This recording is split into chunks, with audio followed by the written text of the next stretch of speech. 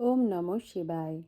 আজকের মহাবাক্যের তারিখ 4 জুন 1968। মিষ্টি বাচ্চারা, এখন তোমরা বোঝো যে ভক্তিমার্গ হলো অন্ধকার মার্গ। ভক্তি যারা করে তাদের এটা জানা নেই, না হলে তো ভক্তি ছেড়ে দেবে। ভক্তি ছাড়ানোর জন্য বাবা আসেন, তাও এমন কখনো বলেন না যে তোমরা এই ভক্তি করো না, কারণ যদি এখানেও না চলতে পারে আর ভক্তিও ছেড়ে যায় তো না এদিকের না ওদিকের থাকবে। ওম নমঃ শিবায়। মিষ্টি মিষ্টি বাচ্চাদের এ তো নিশ্চয় রয়েছে যে আমাদের হলো অসীম জগতের বাবা। তাঁর কোনো বাবা নেই। দুনিয়াতে এমন কোনো মানুষ হবে না যার বাবা নেই। একটি কথা বড় ভালোভাবে বোঝার মতো। আবার নলেজও সেই শোনায় যে কখনো পড়ে না। না হলে তো মনুষ্য মাত্র, সবাই কিছু না কিছু অবশ্যই পড়ে। কৃষ্ণও পড়েছে। বাবা বলেন, আমি কি পড়েছি? আমি তো পড়াতে আসি। আমি পড়িনি। আমি কারো থেকে শিক্ষা নেইনি, কোনো গুরু করিনি। ড্রামা অনুসারে বাবার নিশ্চয়ই উচ্চ থেকে উচ্চ মহিমা হবে। গায়নও করা হয়, উচ্চ থেকে উচ্চ হলো ভগবান। তার থেকে উচ্চ কি হবে? না বাবা, না টিচার, না গুরু। তিনি তো স্বয়ংই বাবা, টিচার এবং গুরু। এ তো ভালোভাবে বুঝতে পারো, এমন কোনো ব্যক্তি হতে পারে না। এটাই আশ্চর্য হয়ে এমন ওয়ান্ডারফুল বাবা, টিচার আর সদ্গুরুকে স্মরণ করা উচিত। মানুষ বলেও থাকে ও গডফাদার, তিনি নলেজফুল টিচারও হয়, সুপ্রিম গুরুও হয়। একই, এমন দ্বিতীয় কোনো মনুষ্য মাত্র হবে না। তিনি পড়িয়েও থাকেন মনুষ্যতনে। বাঁচা তো নিশ্চয়ই চাই। এও বাচ্চাদের প্রতি মুহূর্তে যদি স্মৃতিতে থাকে তাও পার হয়ে যাবে। বাবাকে স্মরণ করলেই বিকর্ম বিনাশ হবে। সুপ্রিম টিচার মনে করলে সমস্ত জ্ঞান বুদ্ধিতে এসে যাবে। তিনি হলেন সদ্গুরুও। আমাদের যোগ শেখাচ্ছেন, একের সাথে যোগ লাগাতে হবে। সব আত্মাদের একই হলো ফাদার। সব আত্মাদের বলেন মামেকম স্মরণ করো। আত্মারাই সব কিছু করে। এই শরীর রূপী মোটরকে চালায় আত্মা। একে রথ বলো বা যা কিছু বলো, মুখ্য চালায় আত্মা। আত্মার বাবা একই। মুখ থেকে বলেও থাকো আমরা হলাম ভাই ভাই, এক বাবার বাচ্চা আমরা আত্মারা হলাম ভাই ভাই। এরপরে যখন বাবা আসেন প্রজাপিতা ব্রহ্মার তনে তো ভাই বোন হতে হয়। প্রজাপিতা ব্রহ্মা মুখ বংশাবলী তো ভাই বোন হবে না। আর আবার এ হলো অ্যাডাপশন, ভাই বোন। ভাইয়ের সাথে বোনের কখনো বিয়ে হয় না, নিষেধ রয়েছে। তো এই সবাই প্রজাপিতা ব্রহ্মার বাচ্চারা হয় ভাই ভাই। তো ভাই বোন মনে করলে যেন বাবার লাভলি চিলড্রেন্স ঈশ্বরীয় সম্প্রদায় হয়ে যায়। তোমরা বলবে যে আমরা সবাই হলাম ঈশ্বরীয় সম্প্রদায়ের। ডাইরেক্ট ঈশ্বর বাবা আমাদের সব কিছু শেখাচ্ছেন। তিনি কারো থেকে শেখেননি। তিনি তো হলেনই সদা সম্পূর্ণ। তার কলা কখনো কম বা বেশি হয় না। আর সবার কলা কম আর বেশি হয়। ব্রহ্মার, বিষ্ণুরও হয়। বাকি শঙ্করকে তো শিবের সাথে মিলিয়ে দেয়। আমরা তো শিবের অনেক বড় মহিমা করছি। শিব বাবা বলা হলো অনেক সহজ, আর বাবাই হলেন পতিত পাবন। শুধুমাত্র ঈশ্বর বললে এতটা শোভা পায় না। এখন তোমরা বাচ্চাদের হৃদয়ে মনে হয় বাবা কি করে এসে পতিতদের পাবন বানান। একই বাবা পতিত পাবন, অন্য কেউই নেই। লৌকিক বাবাও হয়, পারলৌকিক বাবাও হয়। পারলৌকিক বাবাকে সবাই স্মরণ করে কারণ পতিত, তাই তো স্মরণ করে। পাবন হয়ে গেলে তখন তো দরকারই নেই পতিত পাবনকে আহ্বান করার। ড্রামা দেখো কেমন রয়েছে। পতিত পাবন বাবাকে স্মরণ করে, চায় যে আমরা পাবন দুনিয়ার মালিক হই। পতিতকে বলা হয় ভ্রষ্টাচারী অসুর। শাস্ত্রতে দেখানো হয়েছে দেবতা আর অসুরদের লড়াই লেগেছিল, কিন্তু এমন তো নয়। এখন তোমরা বোঝো আমরা না অসুর না দেবতা, আমরা এখন হলাম মাঝে। এই খেলা হলো বড়ই মজার, নাটকে মজাই দেখে। সে সব হলো সীমিত জগতের ড্রামা, তাকে আর কেউই জানে না। দেবতারা তো জানতেও পারে না। এখন তোমরা কলি যুগ থেকে বের হয়ে এসেছো। যে নিজে জানে সে তো অন্যদেরও বোঝাতে পারে। একবার ড্রামা দেখলে তো তখন সমস্ত ড্রামা বুদ্ধিতে এসে যাবে। বাবা বুঝিয়েছেন এ হলো মনুষ্য সৃষ্টিরূপী ঝাড়। বাবা হলেন তার বীজ রূপ।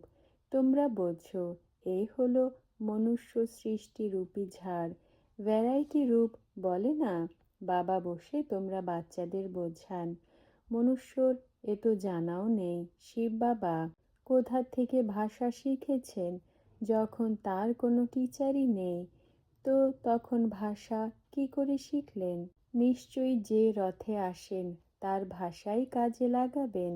তার নিজের কোনো ভাষা নেই, তিনি কিছুই পড়েন না, শেখেন না, তার কোনো টিচার হয় না।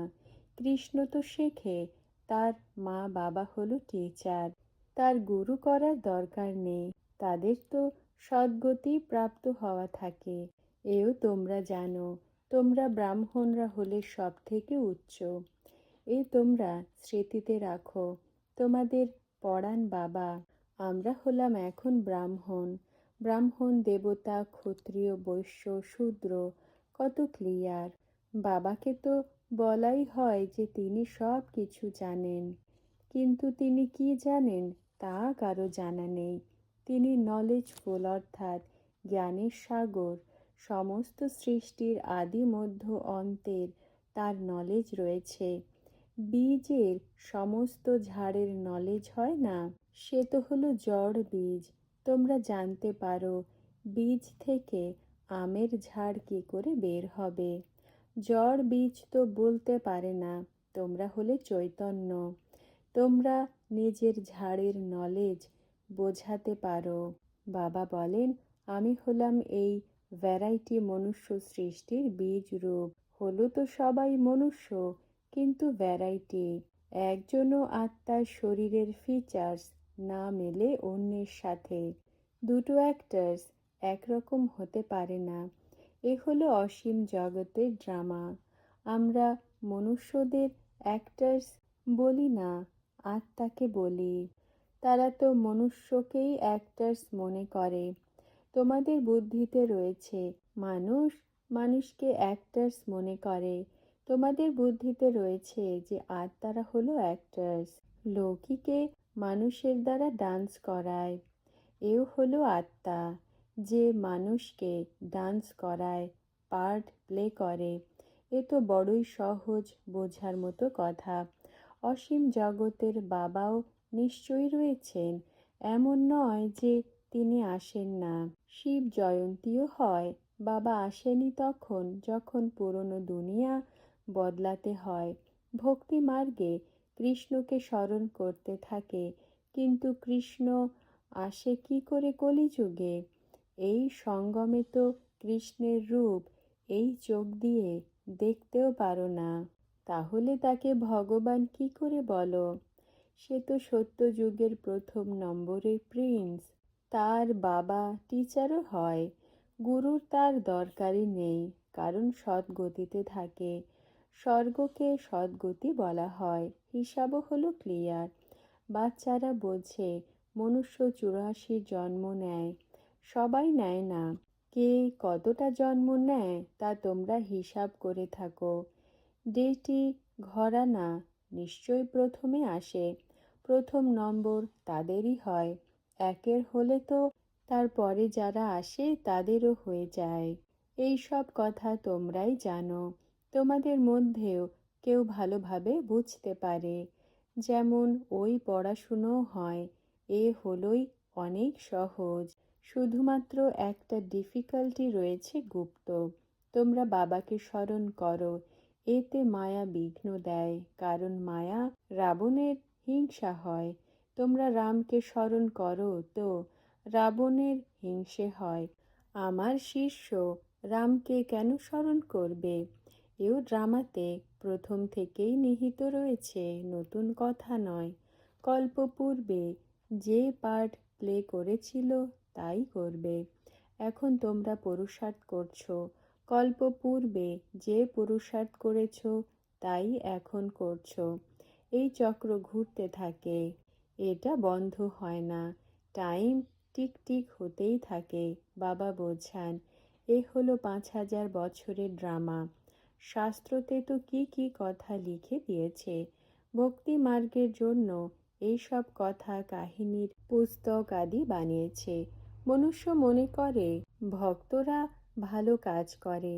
বাবা বোঝান, ভক্তদের মধ্যেও ভালো বা খারাপ হয়, কিন্তু তাদের মধ্যেও নিচে নামতেই হয়।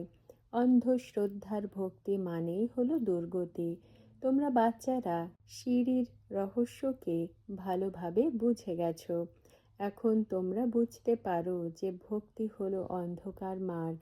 ভক্তি যারা করে তারা এটা জানতে পারে না, না হলে তো ভক্তিকেই ছেড়ে দেবে। ভক্তি ছাড়াতে বাবা আসেন, তাও কখনো এমন বলবেন না যে তোমরা এই ভক্তি করো না, কারণ যদি এখানেও না চলতে পারে আর ভক্তিও ছেড়ে যায়, তো তাহলে না এদিকের বা না ওদিকের থাকবে, কোনো কাজেরই থাকবে না।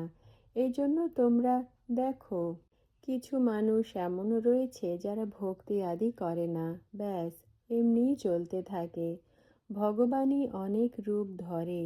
আরে, এ তো অসীম জগতের অনাদি পূর্ব নির্মিত ড্রামার খেলা, যা রিপিট হতে থাকে। এই জন্য তাকে অনাদি ওয়ার্ল্ড ড্রামা বলা হয়। একেও তোমরা বাচ্চারাই বুঝতে পারছো। এতেও তোমরা কুমারীদের জন্য অনেকই সহজ। মাতাদের তো আবার যে সিঁড়ি চড়েছে তার নামতে হয়। কুমারীদের তো আর কোনো সম্বন্ধের চিন্তনই নেই, বাবার হয়ে যাবে। লৌকিক সম্বন্ধকে ভুলে পারলৌকিক সম্বন্ধ জুড়তে হবে। এ তো জানো, কলিযুগে হলোই দুর্গতি। দুর্গতি মানে তমপ্রধান, নিচে নামতেই হয় ড্রামা অনুসারে। ভারতবাসী বলেও থাকে এই সব কিছু হলো ঈশ্বরের, তিনি মালিক। তুমি কে? আমি হলাম আত্মা, বাকি এই সব হলো ঈশ্বরের। এই দেহ আদি যা কিছু রয়েছে পরমাত্মা দিয়েছেন। মুখ থেকে বলে ঠিক আছে, এই সব কিছু ঈশ্বর দিয়েছে। আচ্ছা, তাহলে তার দেওয়া জিনিসে অধিকার তো করা উচিত নয়, কিন্তু এর ওপরে চলে না। বাবা বলেন, রাবণের মতে চলতে শুরু করে। বাবা বোঝান, তোমরা তো হলে ট্রাস্টি, কিন্তু রাবণ সম্প্রদায় হওয়ার কারণে ট্রাস্টি হয়েও নিজেকে ধোঁকা দিয়ে থাকো। মুখ থেকে বলে এক, করে অন্য। বাবা জিনিস দিয়েছে আর নিয়েছে, তাতে তোমাদের দুঃখ কেন হয়? মমত্ব মেটানোর জন্য এইসব কথা বাবা নিজের বাচ্চাদেরকে বোঝান। এখন বাবা এসেছেন, তোমরাই আহ্বান করেছিলে, হে বাবা এসে আমাদের সাথে নিয়ে চলো। আমরা রাবণ রাজ্যে হলাম অনেক দুঃখী, এসে আমাদের পাবন বানাও। কারণ বুঝতে পারো, পাবন না হয়ে আমরা যেতে পারি না। আমাদের নিয়ে যাবে কোথায়? ঘরে নিয়ে চলো। সবাই বলে আমরা ঘরে যাব। কৃষ্ণের ভক্তরা চায় কৃষ্ণপুরী বৈকুণ্ঠে যাবে। সত্যযুগী স্মরণে থাকে, প্রিয় জিনিস, তাই না? মৃত্যুর পরে কেউ স্বর্গে তো যায় না, স্বর্গ তো সত্য যুগেই হয়।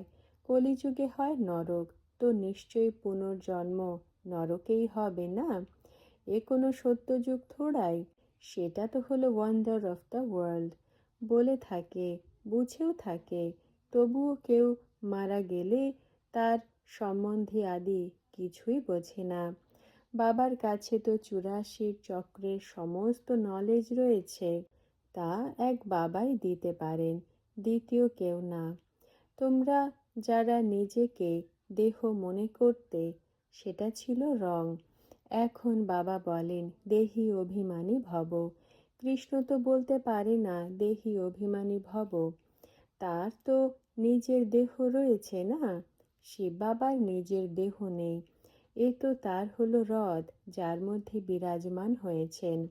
তাঁরও রথ আর এরও রথ, এর নিজের আত্মাও রয়েছে, বাবারও লোন নেওয়া রয়েছে। বাবা বলেন আমি এর আধার নিয়ে থাকি, আমার নিজের তো নেই, তো পড়াবো কি করে? বাবা রোজ বসে বাচ্চাদের বোঝান যে নিজেকে আত্মা মনে করো আর বাবাকে দেখো, এই শরীরও ভুলে যাও, আমি তোমাকে দেখি আর তুমি আমাকে দেখো। তোমরা যত বাবাকে দেখবে পবিত্র হতে থাকবে, আর কোনো উপায় পাবন হওয়ারই নেই। যদি থাকে তো বলো, যাতে আত্মা পবিত্র হবে। গঙ্গার জলে তো হবে না, সে তো ধাক্কা খাওয়ার জিনিস। ভক্তিমার্গে পাথর নুড়িতে ভগবানকে খুঁজতে থাকে, দেবতাদের মধ্যেও খুঁজেছে যদি মেলে যায়, কিন্তু কারোরই মেলেনি, কারোরই জানা নেই।